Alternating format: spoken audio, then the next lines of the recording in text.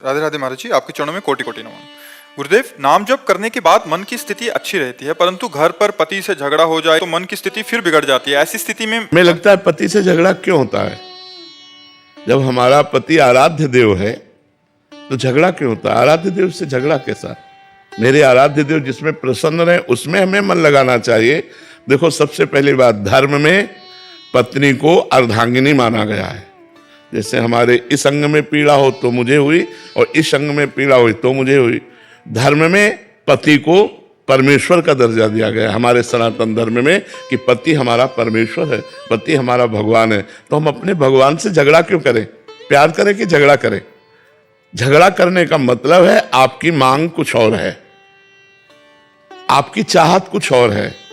बिना कामना के क्रोध का प्रादुर्भाव नहीं होता। कामा संजायते क्रोधा, क्रोधा स्मृति विभ्रमा, स्मृति भ्रंशात् बुद्धिनाशो, बुद्धिनाशात् प्रणश्यति। हमारी कोई कामना है तो हम अपनी कामना को अपने पति पर न्यौछावर कर देते हैं। झगड़े का कोई सवाल ही नहीं उठता।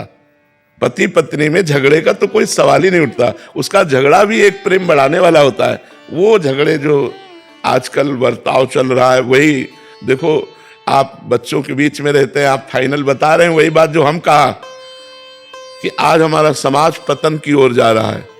तो अब आजकल जो बच्चियां कई बच्चों से मिलती हैं वो अपने पति पर अनन्य कैसे हो सकती है? जो बच्चे कई बच्चियों से मिलते हैं वो अपनी पत्नी को अर्धांगिनी कैसे मान सकते हैं?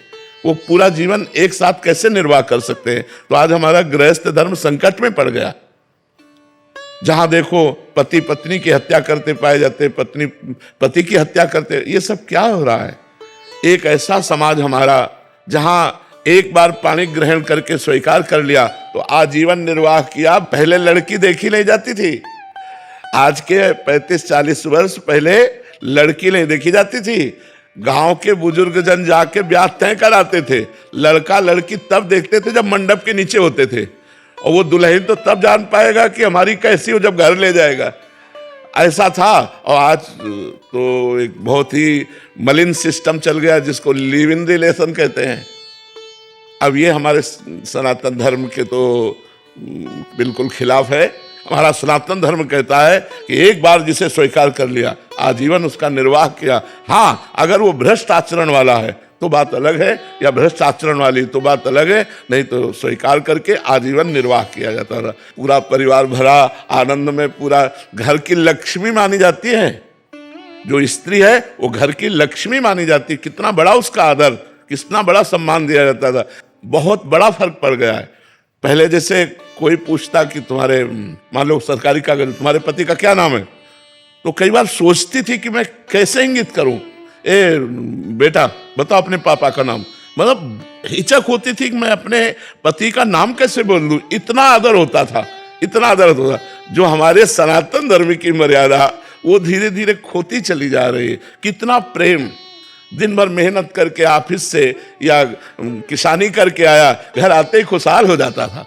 लिपा पुता, स्वच्छ घर, पवित्र, एक दो बच्चे खेल रहे और वो बड़े प्यार से उनको आदर से बैठाल के पानी पिला सेवा कर। ये सब धर्म। आज तो हमें लगता है पति पत्नी में झगड़ा होने की संभावना ही नहीं है।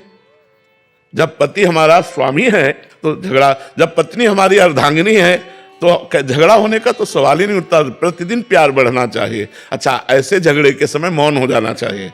अगर पति नाराज है तो थोड़ी देर के लिए मौन हो गए, हम उत्तर प्रत्युत्तर ना करें, नहीं उससे क्रोध बढ़ जाएगा। और भगवान का नाम जब करें तो हमारा भी हृदय शीतल होगा और पति का भी हृदय शीतल हो। जब आप नहीं बोलेंगे और वो देखेगा कि मैं इतना क्रोध किया, वो बोली नहीं, तो आपसे जरूर जरूर प्रभावित हो जाएगा। तो हमें लगता है हम दैवी मार्ग का आश्रय लें, भगवत मार्ग का आश्रय लें और अपने पति में भगवान की भावना करें कि मेरा भगवान इसी में विराज।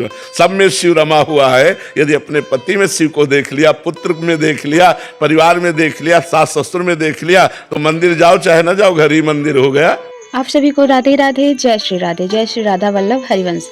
आज का जो प्रश्न था कि हम नाम जाप करते हैं बट हमारे जो पति हमसे लड़ाई हो जाती है, तो महाराज जी ने बहुत ही सुंदर उत्तर दिया है कि जब अगर लड़ाई हो, ये पति पे ही नहीं, आप किसी से भी लड़ाई कर रहे हो, घर में कोई भी एक पर्सन है जिससे आप लड़ाई कर रहे हो, तो आगे वाला अगर इंसान बोल रहा है तो आप चुप हो जाएं। यही एक मात्र साधन है झगड़ा को ओवर नहीं बढ़ाने का।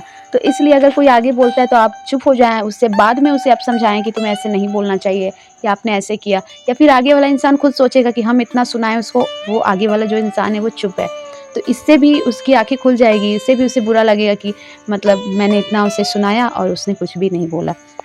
तो ये सब चीज़ महाराज जी ने बताया। और एक सनातन धर्म पे जो पहले के समय में जो थी बातें कि पति का नाम लेने में पहले की महिलाएं हिचकिचाती थी कि पति का नाम है कैसे बोलूं, तो अभी के टाइम में ऐसा कुछ नहीं है। ये जो लिव इन रिलेशन निकला है जो, ये बहुत ही घटिया है, ये हमारे सनातन धर्म को बर्बाद कर रहा है।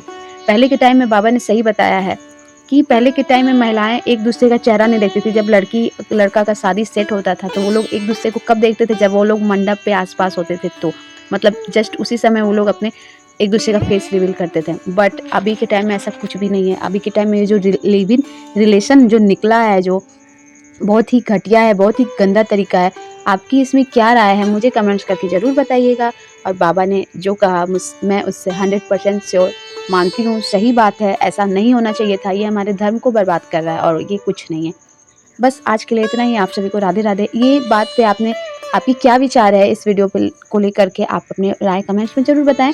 चलिए मिलते हैं नेक्स्ट वीडियो में। सभी को राधे राधे, जय श्री राधे। कमेंट्स में राधे राधे लिखना ना भूलें।